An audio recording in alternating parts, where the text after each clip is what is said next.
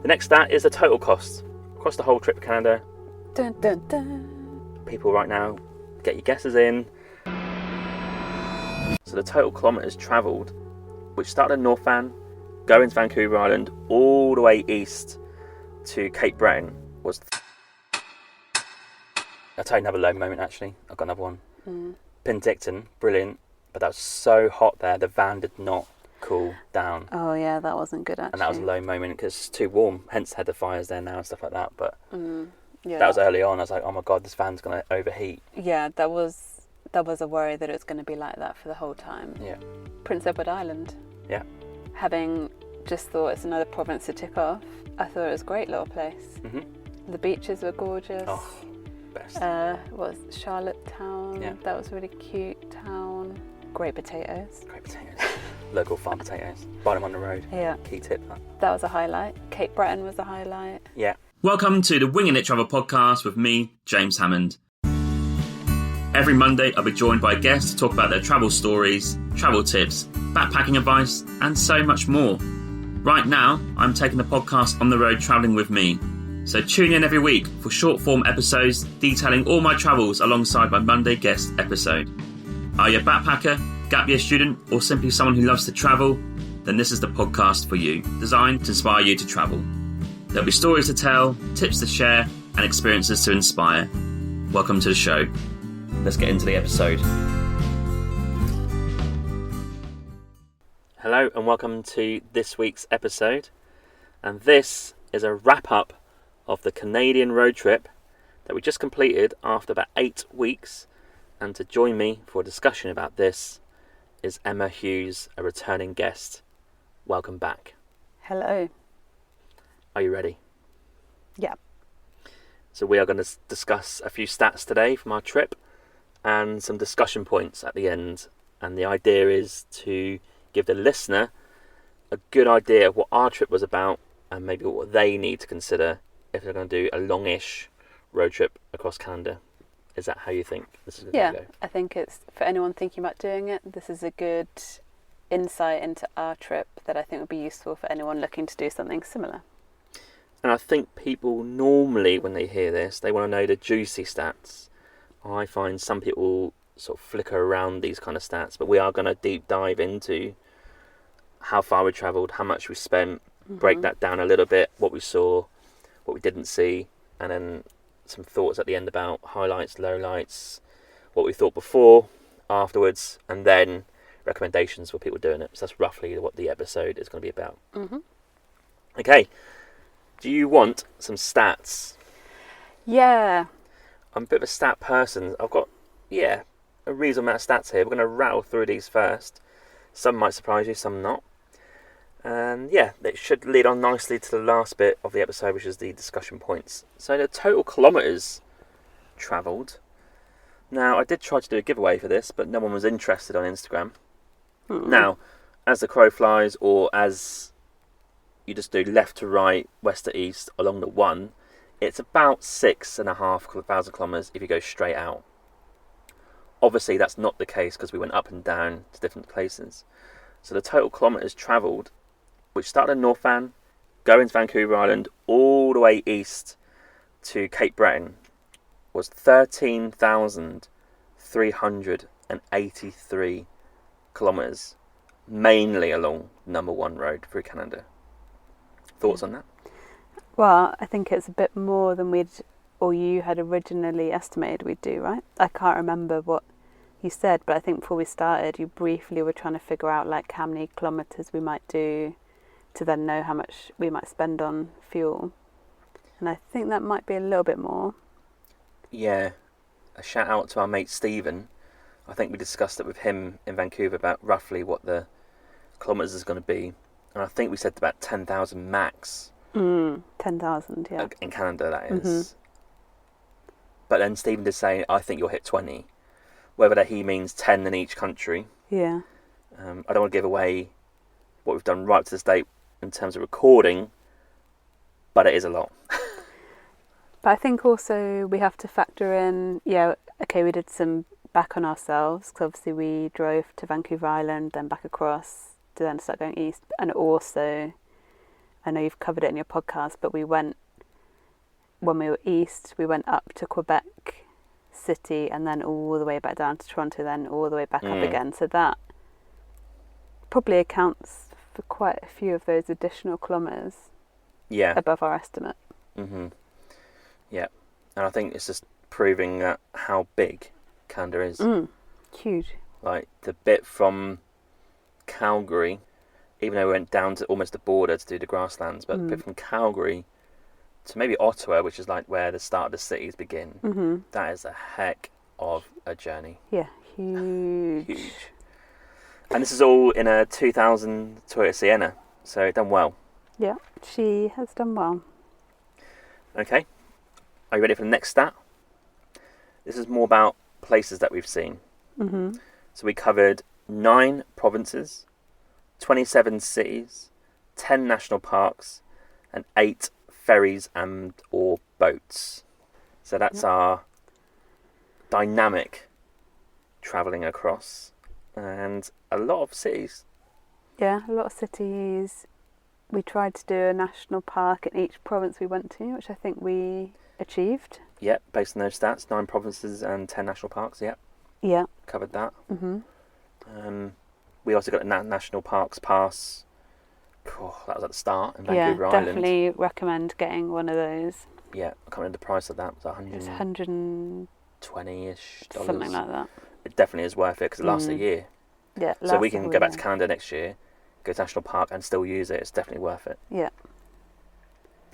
Cities, I'm going to put an asterisk next to it because what you think of a city, if you're from the UK, for example, or anywhere in Europe, actually, arguably US. I mean, some of these places aren't cities, are they? They're small towns. No, they're small towns. I mean, even North Vancouver counts as a city, but to me, that's just a suburb of Vancouver.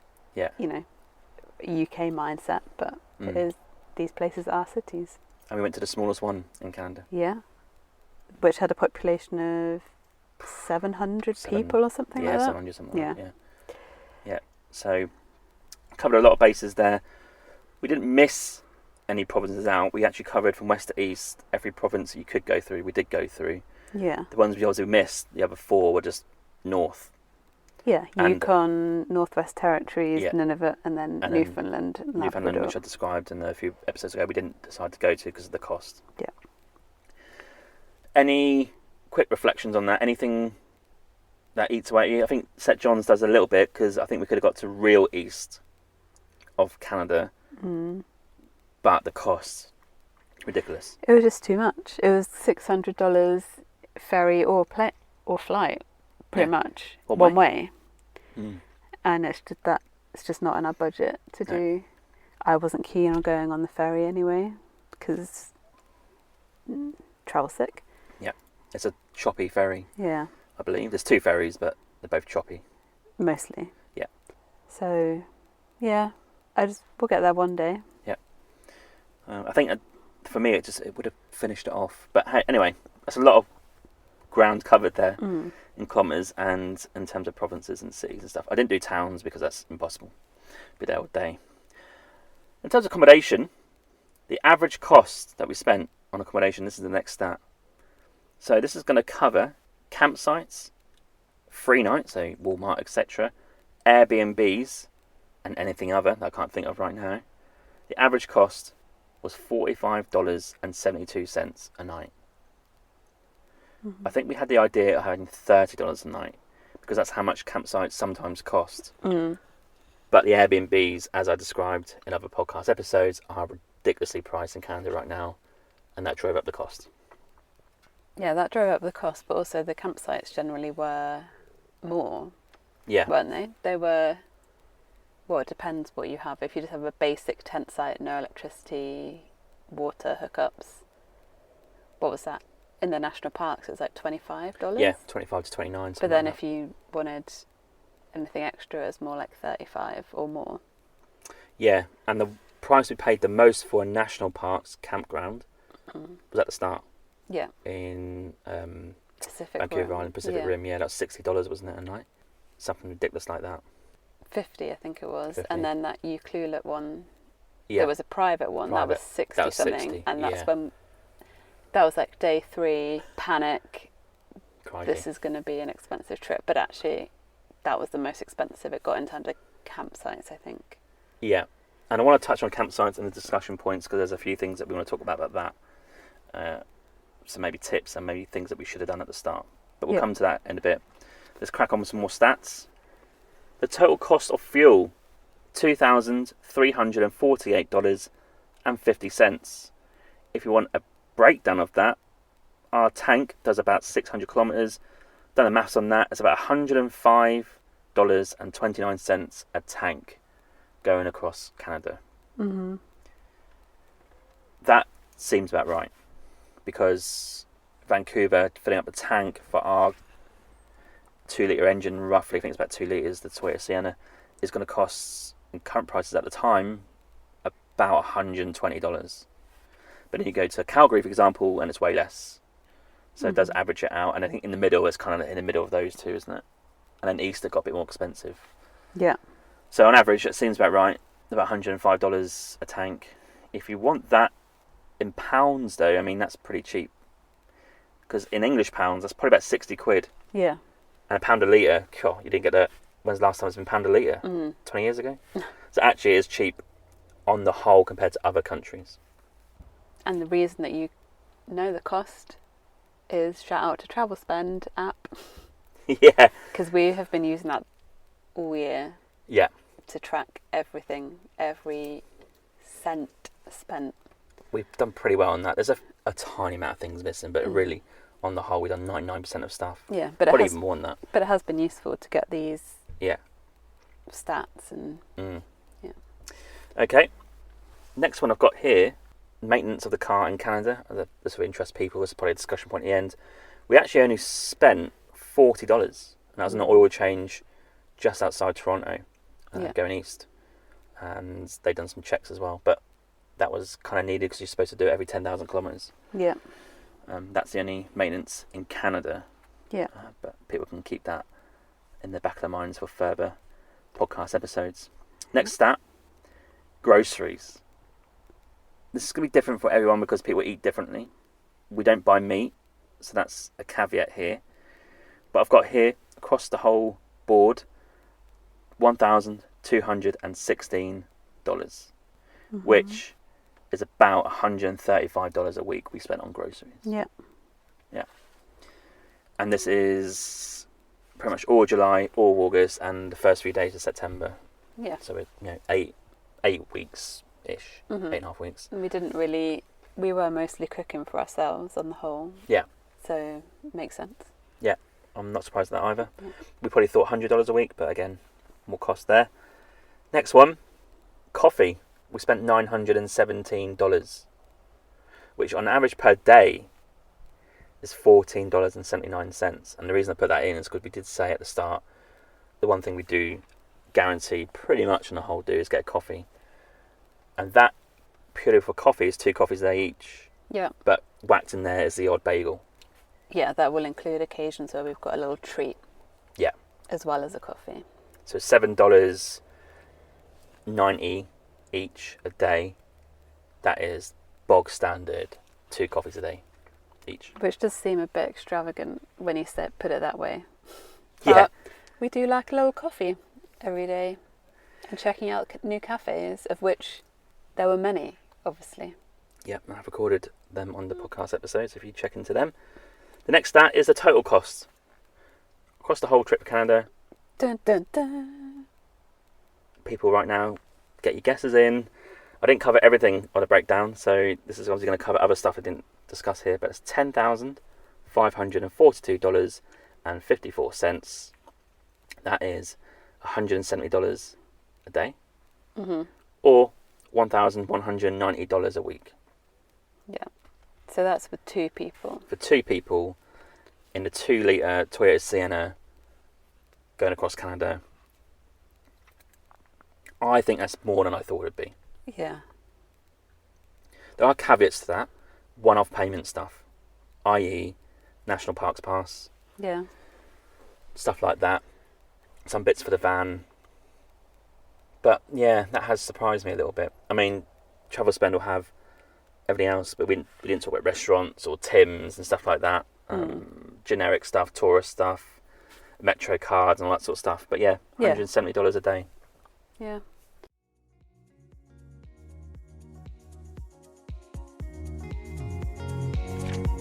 Hey, yeah, just a quick one. I just want to say there are many ways to support this podcast. You can buy me a coffee and help support the podcast with $5. Or you can go to my merch store with the affiliate link with TeePublic, where there's plenty of merch available to buy, such as t-shirts, jumpers, hoodies, and also some children's clothing. Thirdly, which is free, you can also rate and review this podcast on Apple Podcasts, Spotify, Podchaser, or Good Pods.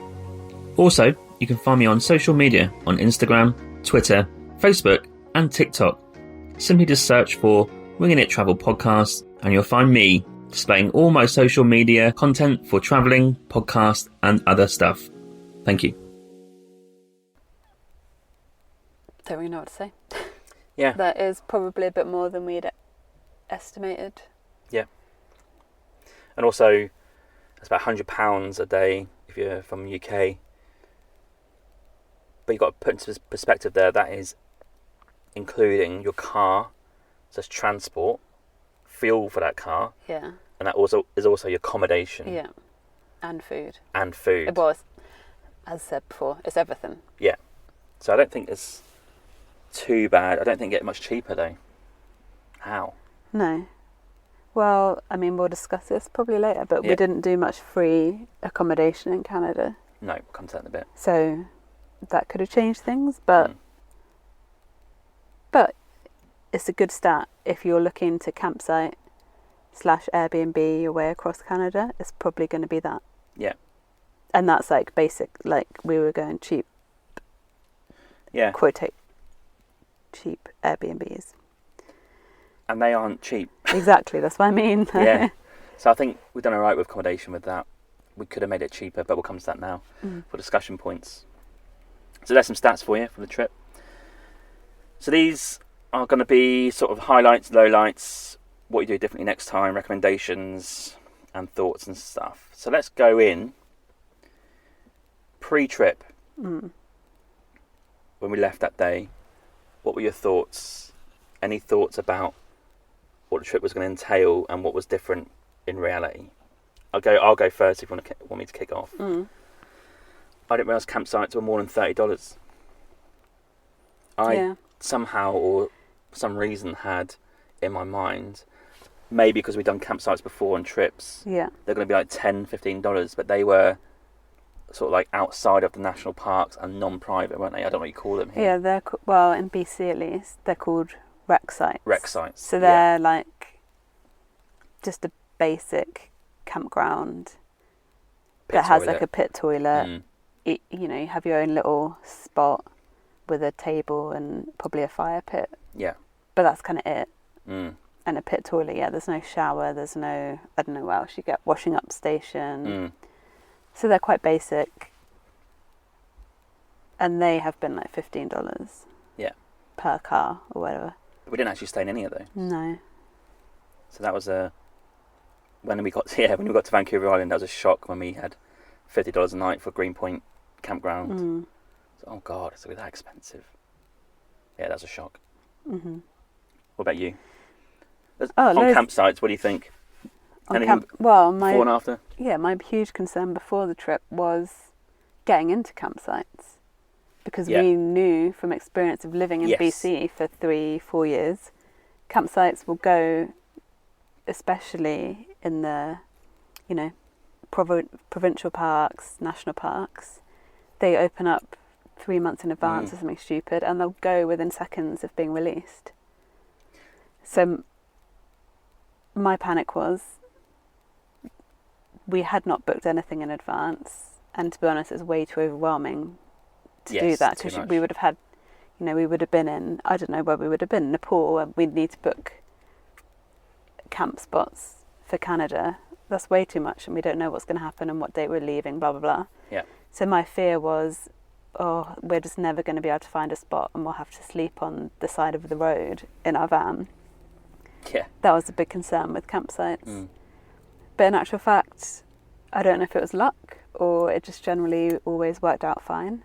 Yeah. That first night we got ourselves to Tofino, got to that Greenpoint campground, and we did manage to get a space. Twice. So I think we'd seen online that there were no availabilities, but we were winging it just to see what happened, right? Yes, because we turned up. It was also a public holiday that day. Holiday, I think Canada Day. Yeah.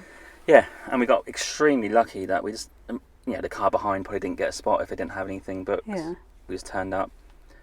We got a spot on the go. The second night, we were leaving. And they said, oh, hang on a minute, I'm on the phone. I think someone's cancelling. Yeah. Oh, God, like, the timing of that. Mm. I think the lesson would be weekends, you've got to plan weekends. strategically. I think we didn't really get that good at that. We kept forgetting. It's hard to remember the day of the week sometimes. It all seems the same. But weekends and stat day weekends, you really need to plan ahead. That's Airbnbs and campsites. I think that was the combination lessons from that. But I can only think of one time where, I think a few times we did book in advance, like if we knew exactly where we were aiming for at the end of the day, and we looked at a campsite, they did have a space, we booked it. Yeah. But if there wasn't a space, we did just turn up and see what happened. And I can only think of one occasion where we didn't get a spot at the La Maurice park. So we just drove down the road and parked in the car we park. just found like a Eye Overlander free spot for the night and stayed there, and it was fine. But yeah, so that was a big kind of thing that was making me anxious, and then was actually after a couple of weeks I kind of got into the swing of it and relaxed a bit, feeling like it was probably going to be all right. Yeah. And it was. It was. And to tag on to that, same sort of rough area, the free ones. Now, shout out to Eye Overlander, great app. Yeah, get it. It's offline. You can see anywhere in the world, paid campsites, free campsites, informal, formal, showers. It covers a whole array of stuff to help you out. But we didn't actually hit a free night until Thunder Bay. Yeah. And then we realised, oh God, there's like truck stops and rest stops and Walmarts. Walmarts I still don't really like because they have people there till 11 p.m. until it closes, and sometimes you get idiots in cars and some were noisy. Most are okay. But I was like, oh, why don't you stay in a truck stop? They're designed for trucks. I guess anyone really, not just trucks, but like you park there, it's got a toilet, it's got a convenience store, normally 24 hour, it's got a petrol station. Why not stay at that? So I think we started too late getting into that game. We have recovered quite well on the trip, which you'll see in the US stats in terms of accommodation costs. Yeah. But yeah, that was before I think I was worried about doing those, and after when we done a few, I was like, oh, that's all right. Yeah. Well, you were really resistant to doing a Walmart one for ages. Yeah. And then we did eventually do it at Cape Breton, and it was fine. Yeah. I don't know. I mean, I know what you're saying about them, but I quite like them because there's generally other RVs there, true. so you feel a bit of safety in numbers. Yeah. The only downside is obviously they shut at like 11 p.m. and then open again 6, 7 a.m. So if you were desperate for the toilet, then you've got problems, but that didn't happen. Yeah. And for our car, we do need a toilet. Yeah. That was a rule because we don't have one. Yeah, that was the thing with the free stops. Like, obviously, if you look at Eye Overlander or other apps like Park for Night and stuff, there are loads of spots that are free, just tucked away down like trailheads. Yeah. But our issue was we needed a guaranteed toilet, whether it was like a pit toilet or the, whatever they're called, porta cabin little things, but we just needed that because we don't have anything. Yeah, so if you're not like self-contained like us. Yes, that was limitation.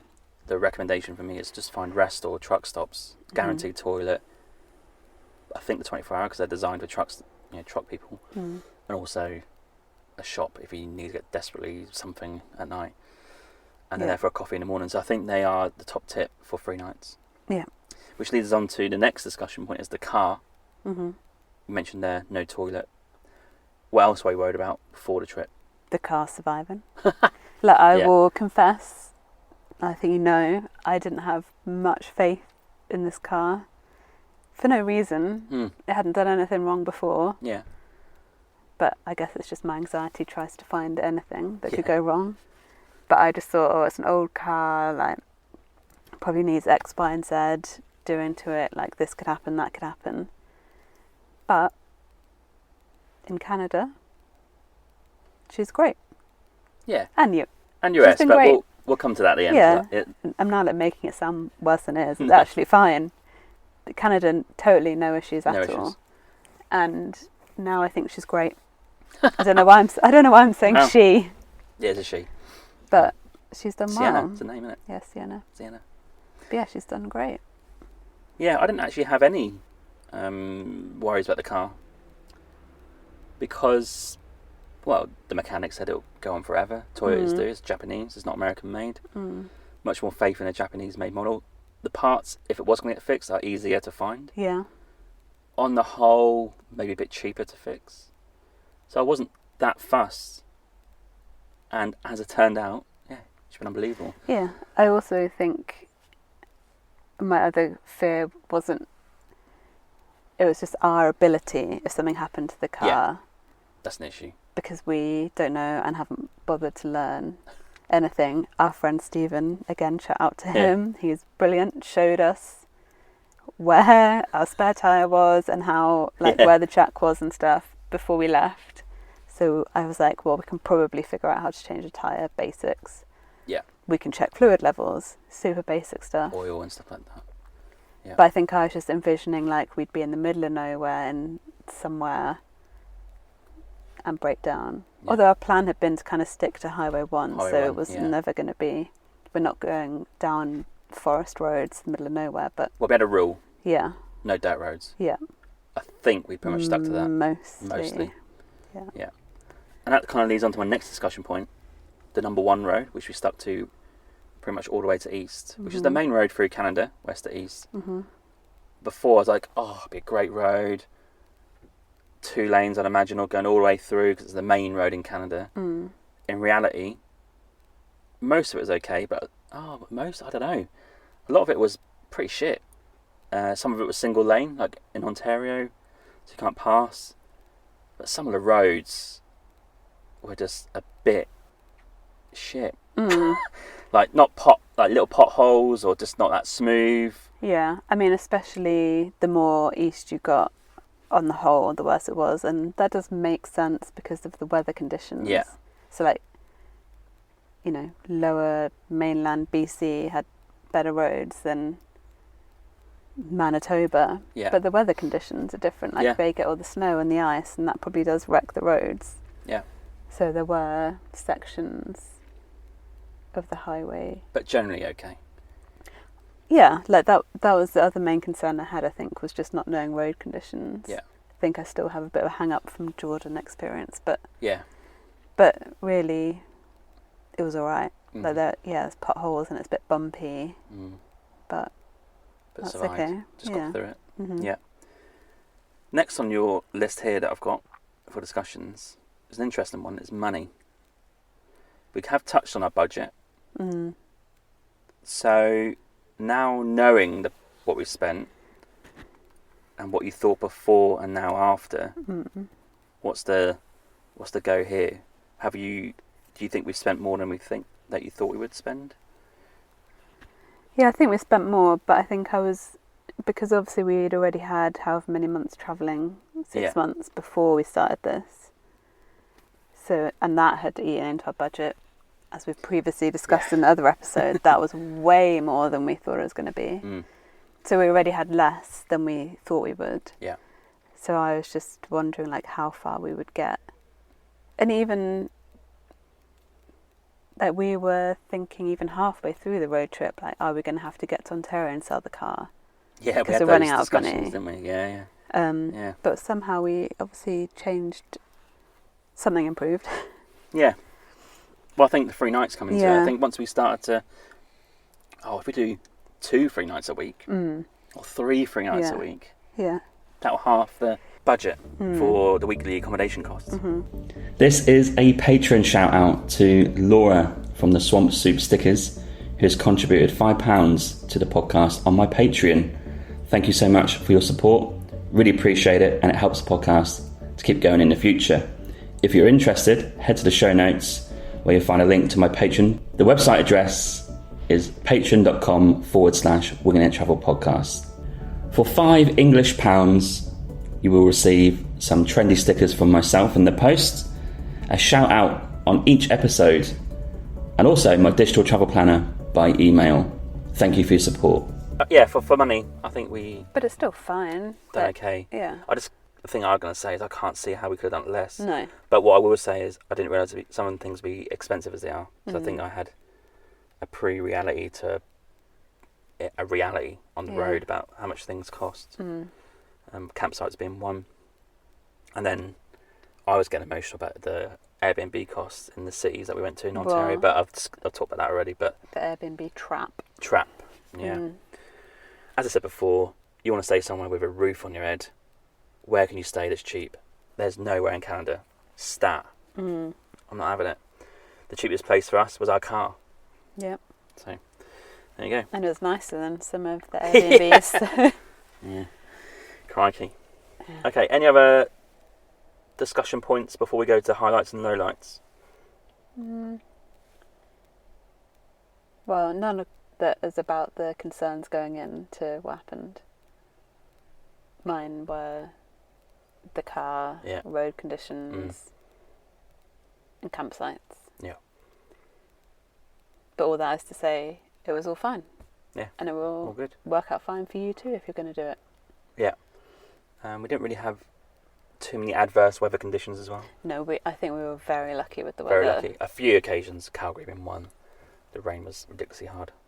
We talked about that in the podcast before, but a few rainy days, and we did drive in the rain a little tiny bit, but the rule again was, why risk it? But that is a ridiculous rule, really, because it was unavoidable. Yeah. If you want to get somewhere, you're going to have to try and drive in the rain. Yeah. Yeah. Okay. Highlights.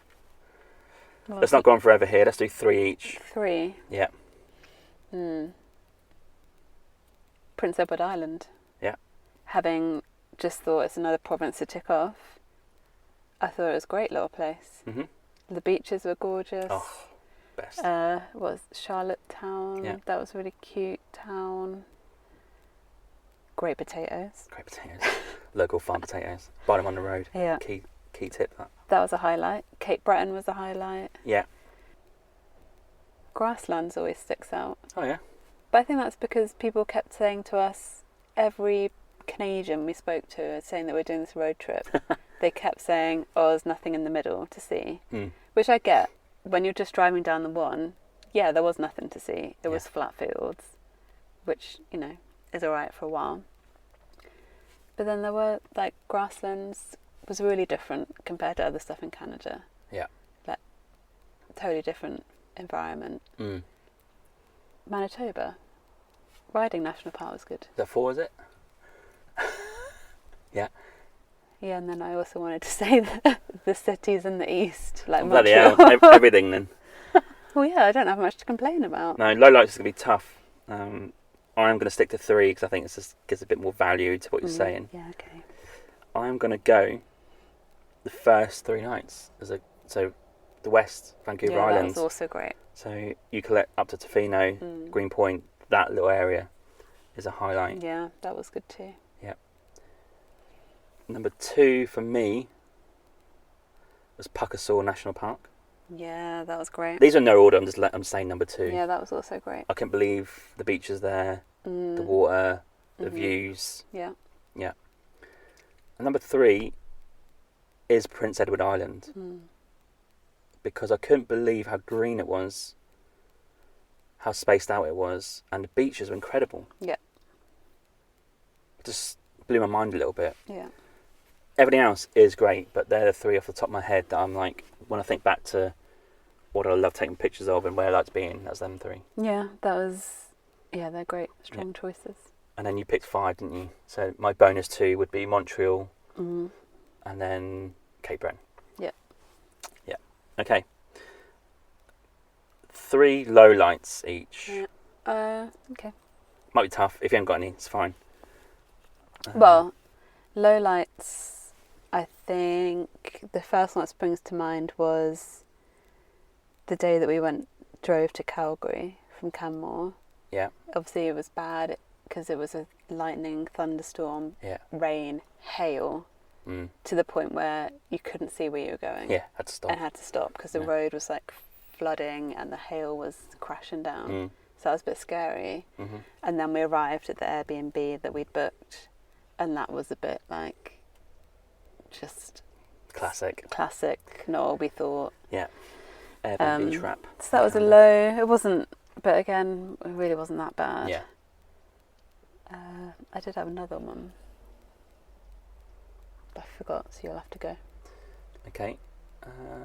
I think a low is quite a strong word. There's actually been no real low points. No, but it's not. This is really just trying to think, because it's really not that bad. But somewhere where I just thought it was, what on earth is this place's vagina? Yeah. I was like, we spent 2-3 days here. The river walk was fine. We didn't spend... No, we didn't in the end. Yeah. We went. The Travelodge was great.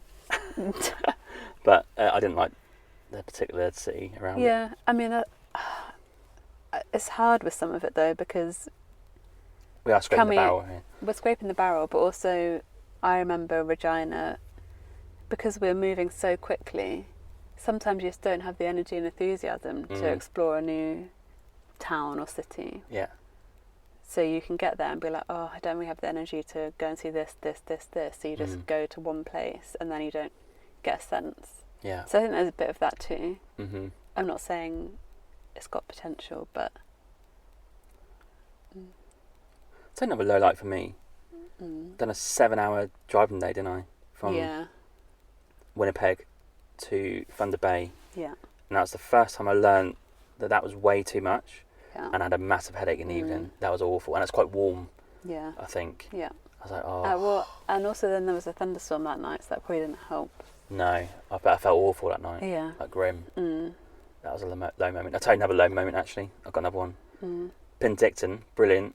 But that was so hot there, the van did not cool down. Oh, yeah, that wasn't good, actually. And that was a low moment because it's too warm. Hence, had the fires there now and stuff like that. But yeah, that was early on. I was like, oh my God, this van's going to overheat. Yeah, that was a worry that it was going to be like that for the whole time. Yeah. But actually, it was just the extreme heat there. Yeah. And I guess because it's in a valley, I don't know, it just kind of keeps the heat in. Yeah. Whereas as soon as we left that area, it was fine. And yes, we did have windows open, but you need mosquito nets for that. And sometimes they escape through the little gap. Yeah. And we spent a night just finding 5 in the van, trying to not get eaten alive. So because the van doesn't really have aircon, or doesn't have aircon, It doesn't. it's a bit of an issue. And that actually falls into another thing about the car that we learned. On big driving days, sun beating down, the car's even. Yeah. Yeah, some sweaty driving days we've had. And then the fridge is trying to regurgitate the air to make it cold, but it's warm air. Yeah. So then the things in the fridge get all mangled up and stinking. Well, So that was yeah. a lesson learnt as well. Yeah. There you go. Any more? No, I don't think so. The other low lights, just like the Airbnbs. That one in Montreal was the worst. Oh, but grim. But luckily, it had 12 bedrooms. It was essentially a hostel. In the end, yeah. Advertised as a room in a house, but it was essentially a hostel. Bathroom was great. Yeah. But it's 3 floors of 4 bedrooms, 1 kitchen between them all. Yeah. And you saw sick outside. Well, when we left very luckily, we had a friend offer Sylvia. to stay in her apartment, which we're incredibly grateful for. Yeah. But yeah, when we left that next morning, there was like vomit on the step outside or something. Because I think they were just like young, drunk. Yeah, because cheap. I said before, yeah. It's not really our fault or their fault. It's the price's fault. Yeah. It's the business fault. You can't afford something reasonable in the city. Yeah. They're going to buy something cheap outside. Yeah. That's what you get. But yeah, not bad for an 8-week trip to not really have that many low Yeah. lights. None of them are like devastating. No. Actually, the most emotional out of them all was the hot evenings, because if you don't get cool, that is a bit stressful. Mm. We had little handheld fans, but they didn't last all night because the batteries ran out. Whatever. Okay. Next question here is, we've got a few more and that's it. What would you do differently next time? Well, I'd have a bigger van. Okay. Right. One with a toilet, or at least some sort of porta potty. Yeah. whatever they're called, in it. So then you just have more options for free nights. Mm-hmm.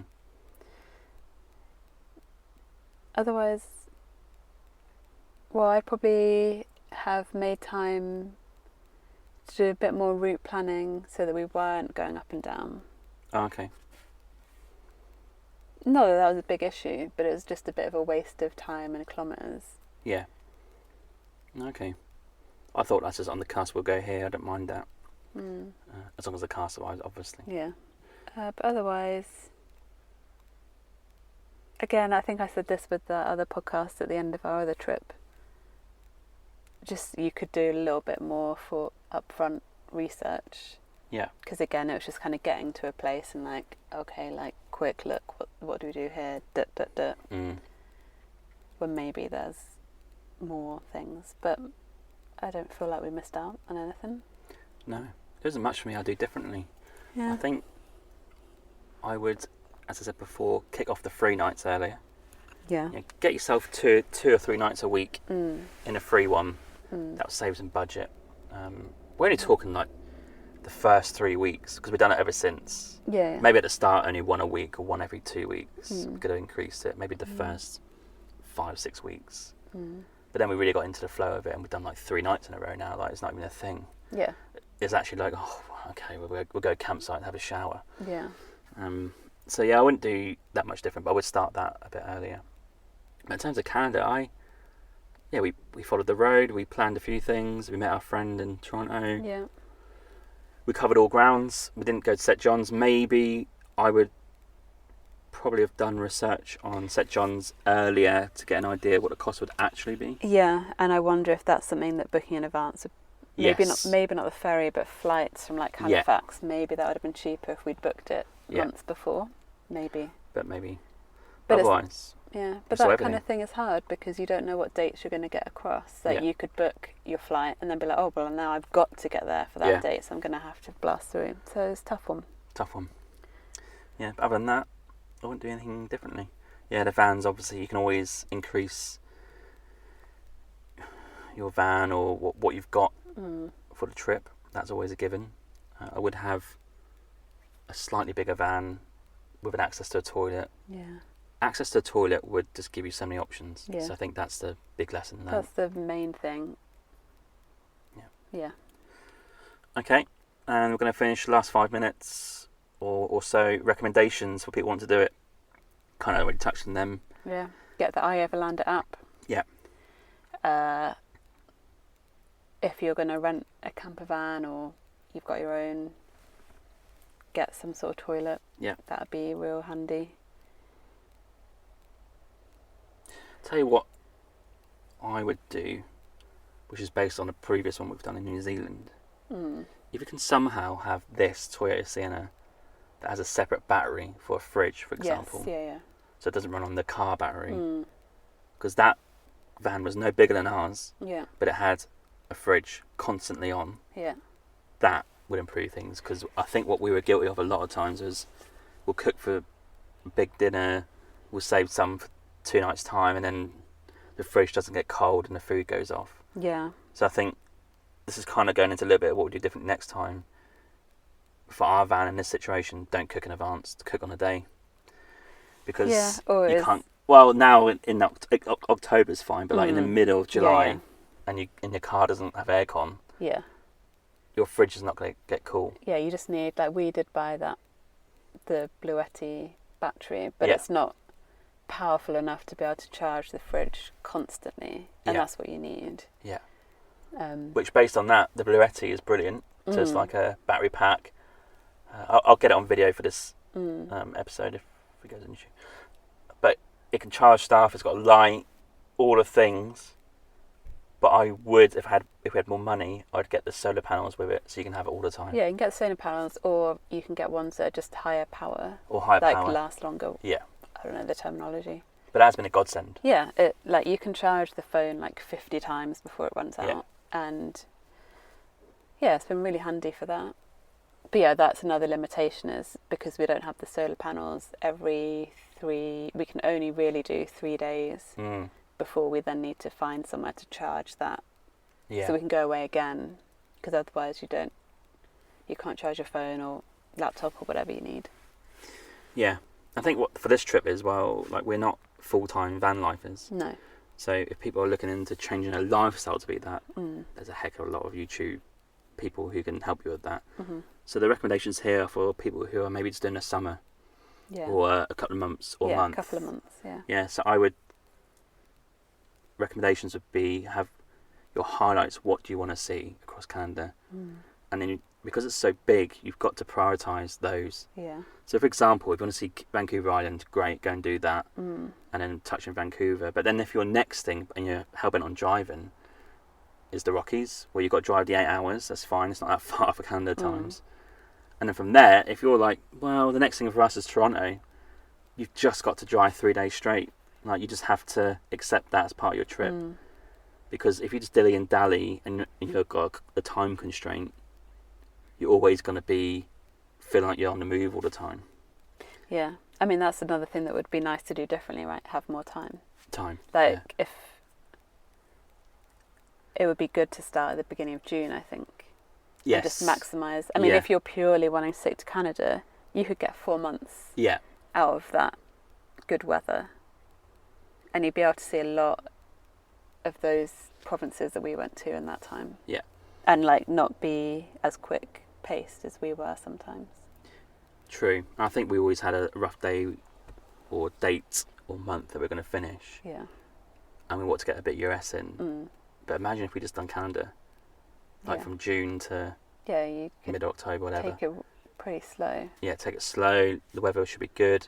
You'll hit the summer holidays before and after. Summer holidays are busier. You can't avoid it. Kids and teachers off school. But that would have been great, wouldn't it? Because then you can get across to anywhere. You can even go north a little bit. So yeah, they're reflections on time, but everyone's different. Yeah. Time and stuff. But time is the main one, isn't it?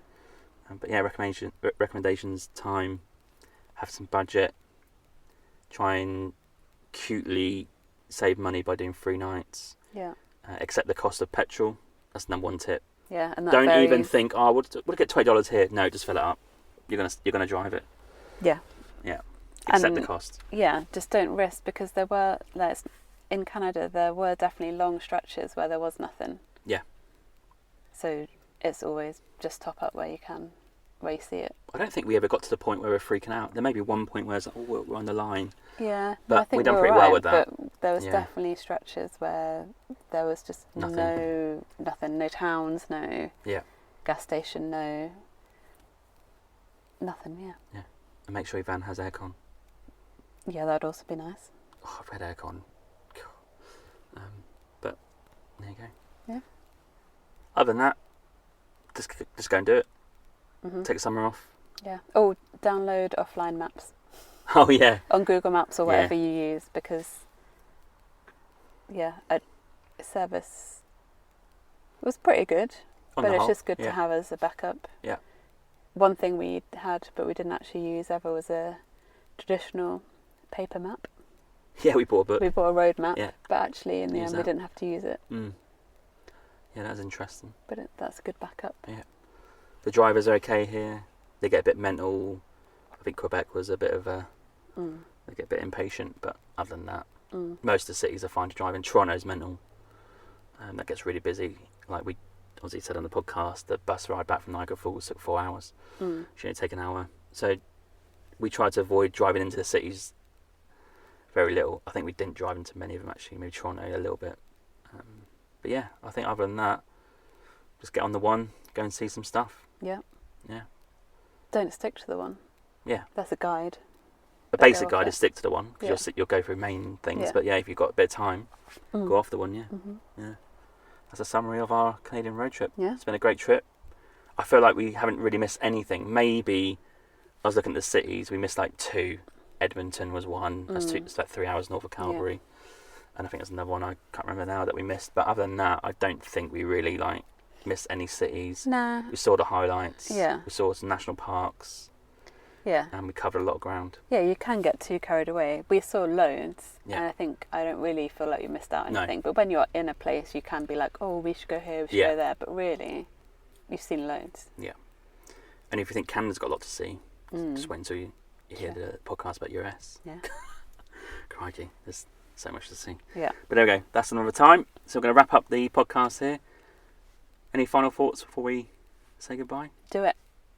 If you're thinking about doing it, do it. And they can contact us with any questions or advice needed for a camper van road trip across Canada. Yeah. Cool. Thanks for coming on again. You're welcome.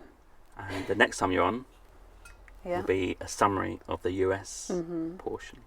Yeah. So that'll be interesting Yeah, there'll be a lot to cover say. in that. Mhm. Yeah. Yeah. Stats to come. Stats to come. And to give you a heads up, you can't find bloody baked beans anywhere. Yeah. Shock. Shock horror. Headline news. Headline news. No beans for Pissing James. me off. Anyway, based on that, see ya. See ya. Thank you for listening to my Winging It Travel podcast episode today.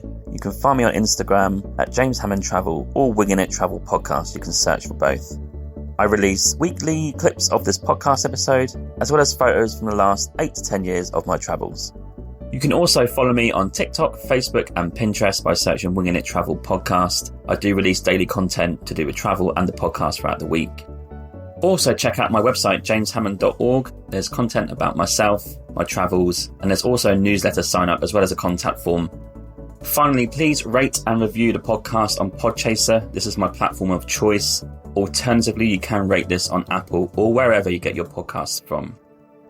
This really helps the podcast gain a bit of traction for the future in terms of guests and content.